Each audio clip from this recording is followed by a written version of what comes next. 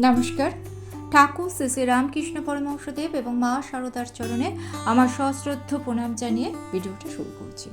নিয়তি কথাটা কেউ মানেন আবার কেউ মানেন না, কিন্তু নিয়তি বলে কোনো একটা শক্তি কিন্তু এই প্রকৃতিতে আছে। যদি না থাকতো তাহলে এক একজনের ভাগ্য এক এক রকম হতো না। অনেক সময় দেখবেন কোনো একটা বড় অ্যাক্সিডেন্ট ঘটেছে, সেক্ষেত্রে কোনো মানুষ হয়তো খুব ভাগ্যক্রমে বেঁচে গেল, তার বাঁচার কথা ছিল না, আর যে মানুষটার সেখানে যাওয়ার কথাই নয় সেই মানুষটা কোনো ক্রমে সেখানে চলে গেছে। এরকম ঘটনা কিন্তু আমার জীবনে বাস্তবে ঘটেছে। তাই আমি বলছি যে আপনাদের জীবনেও নিশ্চয়ই এরকম ঘটনা ঘটেছে। একটুখানি বিশ্লেষণ করলে দেখতে পাবেন যে নিয়তি বলে একটা শক্তি কিন্তু প্রকৃতিতে আছে, কিন্তু এই নিয়তিকেও আমরা অতিক্রম করতে পারি। কিভাবে পারি সেটা নিয়েই আজকের ভিডিও। আশা করছি এই ভিডিও থেকে আপনি আপনার মনের সমস্ত প্রশ্নের উত্তর পেয়ে যাবেন। যদি আমি বলি সব কিছুকে মন থেকে ভুলে যান, এটা বলা খুব সহজ, কিন্তু মন থেকে সব কিছুকে সহজে কি ভোলা যায়? তবুও কিছু সময়ের জন্য সব কিছু মন থেকে সরিয়ে রেখে মনকে শান্ত করে মা শারদার সামনে বসে বলুন একটি মন্ত্র। সমস্ত বিপদ কেটে গিয়ে মনের শক্তিকে জাগিয়ে তুলতে পারে একটি মাত্র মন্ত্র। আসলে নিয়তির খেলায় আমরা পুতুল ছাড়ার কিছুই নয়। নিয়তির আচরণে আমাদের জীবন এমন জায়গায় চলে যায় যে আমাদের মনের সমস্ত আশা আকাঙ্ক্ষা এক নিমেষে ভেঙে পড়ে। কোনো কোনো মানুষকে দেখবেন কিছু না করেও জীবনে সুখ স্বাচ্ছন্দ্য সব কিছু পাচ্ছে, জীবনটা অনেক স্মুথ। আবার কেউ কেউ সারাটা জীবন খেটে ক্লান্ত হয়ে পড়ে, তবুও সাফল্যের আলো তারা দেখতে পারে না। স্বামী বিবেকানন্দ বলছেন, নিয়তি তারাই পরিবর্তন করতে পারে যারা সত্যিকারের আত্মবিশ্বাসী হয়, নির্ভীক হয়। আপনি হয়তো সৎ, খুবই পরিশ্রমী, তা সত্ত্বেও নিয়তির নির্মম খেলায় আপনার জীবনের সমস্ত উন্নতির রাস্তাগুলো বন্ধ হয়ে যাচ্ছে। সুখ যেন কেবলই মরীচিকা হয়ে উঠছে, হাতের মুঠোয় এসেও ফসকে যাচ্ছে। ঠাকুর শ্রী শ্রী রামকৃষ্ণদেব বলেছেন, নিয়তির লেখা সারা জীবন ভোগ করতে হয়, তবে ভগবানের উপর বিশ্বাস থাকলে নিয়তির লেখাও বদলে যায়। তাই ভগবানের ওপর বিশ্বাস আপনাকে রাখতেই হবে। দেখবেন কোনো কোনো মানুষ পৃথিবীর মায়া ত্যাগ করে চলে যায়, তা সত্ত্বেও সাফল্য বা সৌভাগ্য তাদের চৌকাঠে এসে ধরা দেয় না। প্রচুর মানুষ আছেন যাদেরকে নিয়তি কাঁদিয়ে সমস্ত আশা ভঙ্গ করে দিয়ে চলে যায়, রেখে যায় শুধু নিস্তব্ধতা। মা শারদা বলতেন, মানুষ যেমন কর্ম করে তেমন ফল পায়। নিয়তি হলো সেই কর্মের ফল। নিয়তি যখন আমাদের জীবনের সাথে নিষ্ঠুর আচরণ করে, তখন জানবেন সব আলো একে একে নিভে যায়।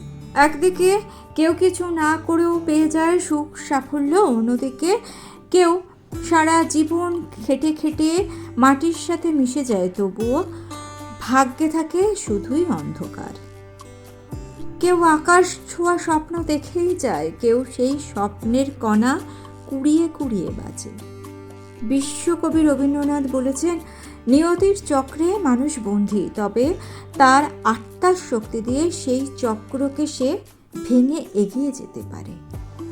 অন্যদিকে স্বামী শারদানন্দজি বলছেন, নিয়তি মানেই পরাজয় নয়, বরং নিয়তি হলো নিজের অধ্যাবসায় ও ইচ্ছা শক্তির পরীক্ষা। এইসব আলোচনা করতে গিয়ে বা এইসব প্রশ্নের উত্তর খুঁজতে গিয়ে আমরা বুঝতে পারি নিয়তি যেন আমাদের জীবন নিয়ে খেলতে ভালোবাসে। কারো জীবনে এক মুহূর্তে অসীম সুখের বর্ষণ, কারো জীবনে বছরের পর বছর শেষে আসে শুধু শূন্যতা। তবে এই শূন্যতার মাঝেও আমাদের বাঁচতে হবে, এগিয়ে যেতে হবে, তবেই আমাদের সেই কাঙ্ক্ষিত সুখ ফিরে আসবে। ঋগ্বেদে বলা হয়েছে, সত্য এবং ধর্ম এই দুই প্রকারের জীবনযাত্রা ঈশ্বর নির্ধারণ করে। উপনিষদেও নিয়তি ও ঈশ্বরের ওপর বিশ্বাসের সুস্পষ্ট ধারণাটি ব্যাখ্যা করা হয়েছে। বলা হচ্ছে, আমাদের জীবনে প্রতিটি ঘটনাই ঈশ্বরের ইচ্ছার অংশ। কিছু ভালো আবার কিছু খারাপ হতে পারে, কিন্তু সবই ঈশ্বরের ইচ্ছে অনুযায়ী ঘটে। তাই আমাদের উচিত ঈশ্বরের ইচ্ছেকে সম্মান করা। শ্রী শ্রী মা শারদা বলতেন, যা কিছু ঘটছে তা ঈশ্বরের ইচ্ছাতেই ঘটে। এই উক্তি এবং উপনিষদের শিক্ষা আমাদের স্মরণ করিয়ে দেয়, জীবনের প্রতিটা মুহূর্তে ঈশ্বরের প্রতি বিশ্বাস অটুট রাখতে হবে।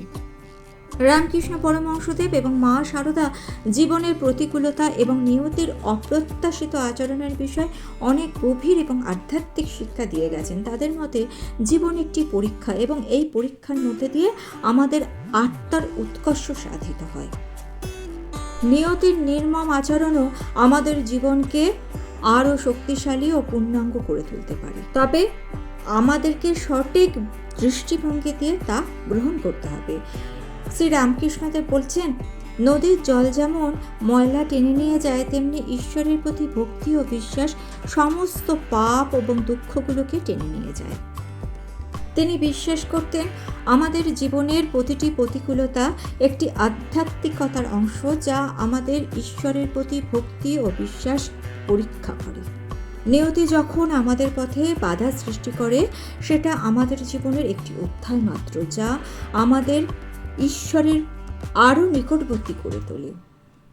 মা শারদা সবসময় আমাদের ধৈর্য এবং সহিষ্ণুতার উপর গুরুত্ব দিয়েছেন। তিনি বলতেন, পৃথিবীতে যারাই এসেছে তারাই কোনো না কোনো সময় কষ্ট পেয়েছে, কিন্তু যারা সহিষ্ণু তারাই শেষ পর্যন্ত সাফল্য অর্জন করতে পেরেছে।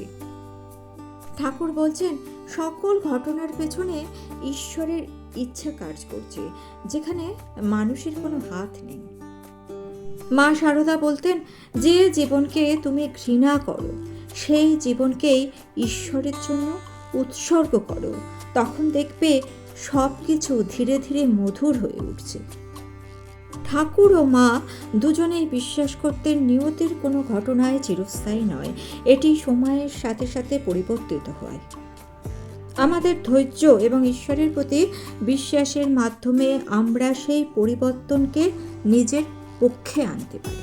হিন্দু ধর্ম অনুযায়ী নিয়তি শুধুমাত্র একটি শক্তি নয়, নিয়তি একটি পরীক্ষা।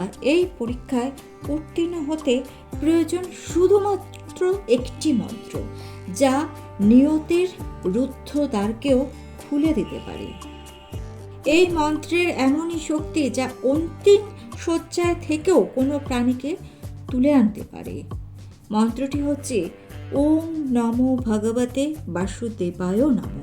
এই মন্ত্রটি 3 বার বলার পর মায়ের কাছে প্রার্থনা করে বলবেন, মা, আমি তোমার কাছে ফিরে এসেছি, তুমি আমাকে গ্রহণ করো। মা, আমার সব ভুল শুধরে নাও, আমাকে নতুন করে শুরু করার সুযোগ দাও। মা, তুমি আমার সকল কষ্ট, সকল ব্যথা দূর করো। এই মন্ত্র শুধুমাত্র শব্দ নয়, এটি একটি আধ্যাত্মিক শক্তি যা জীবনের সমস্ত প্রতিকূলতাকে জয় করতে সাহায্য করে। এই মন্ত্রের প্রত্যেকটি উচ্চারণ আমাদের আত্মার গভীরে গিয়ে একটি সুর সৃষ্টি করে, যা আমাদের নিয়তির বিরুদ্ধে লড়াই করার শক্তি দেয়। গীতায় বলা হয়েছে, যদি তুমি ভগবানের শরণাগত হও, তিনি তোমার সমস্ত পাপ দূর করে দেবেন। আমাদের জীবন একটি দীর্ঘ যাত্রা, সেখানে সুখ, দুঃখ, ব্যর্থতা, সাফল্য একে অপরের পরিপূরক। কিন্তু এই যাত্রায় যখন নিয়তি আমাদের বাধা দেয়, তখন এই মন্ত্রের মাধ্যমে আমরা আমাদের শক্তি সঞ্চয় করতে পারি, শক্তিকে বাড়াতে পারি। এটি আমাদের মনে করিয়ে দেয় যে ভগবানের ইচ্ছাতেই সব কিছু ঘটে এবং তার ইচ্ছাতেই সব বাধা দূর হয়। নিয়তি যখন আপনার পথের বাধা হয়ে দাঁড়াবে, তখন আপনি শুধুমাত্র এই মন্ত্রের আশ্রয় নিন। এই মন্ত্র শুধু আপনার অন্তরের শক্তিকে পুনরুজ্জীবিত করবে না, বরং কঠিন পরীক্ষায় আপনাকে বিজয়ী হতে সাহায্য করবে। এটাই জীবন। আপনি ভগবানের উপর বিশ্বাস রাখুন, দেখবেন চোখের পলকে সব বদলে যায়। আজকে যারা বুক ফুলিয়ে হাঁটে, কাল তারা ধুলোয় মিশে যায়। পার্থিব জিনিসের পেছনে ছুটে ছুটে আমরা এতটাই মত্ত হয়ে যাই যে আমরা ভগবানের অস্তিত্বকে অস্বীকার করি, তাকে ভুলে শুধু নিজেদের লোভ, লালসা, বিদ্বেষ মেটাতে তার পেছনে ছুটতে থাকি। দামি গাড়ি, দামি পোশাকের পেছনে আমরা ঘুরে বেড়াই, কিন্তু আমরা ভুলে যাই এই পৃথিবীতে আমরা কয়েকদিনের অতিথি মাত্র। যখন চলে যাব তখন কিন্তু কিছুই থাকবে না, থাকবে শুধু কর্ম। আপনার কর্ম দ্বারাই এই পৃথিবীতে আপনার নাম আপনি উজ্জ্বল করে যেতে পারেন। আর যদি ভগবানের ওপর বিশ্বাস এবং ভরসা রাখেন, তাহলে যখন আপনি এই পৃথিবী থেকে চলে যাবেন তখন আপনার যাত্রাটা হবে সুন্দর। ঠাকুর স্বয়ং আপনাকে এসে এই পৃথিবী থেকে নিয়ে যাবেন তার লোকে। আর ভিডিওটা ভালো লেগে থাকলে চ্যানেলটিকে সাবস্ক্রাইব করে নিয়ে পাশে থাকা বেল আইকনটা প্রেস করে দিয়ে অল অপশনটা ক্লিক করে দেবেন, তাহলে যখনই নতুন কোনো ভিডিও আপলোড করব তার নোটিফিকেশন আপনাদের কাছে পৌঁছে যাবে। ঠাকুর ও মায়ের চরণে প্রণাম জানিয়ে আজকে এই পর্যন্তই। Thanks for watching.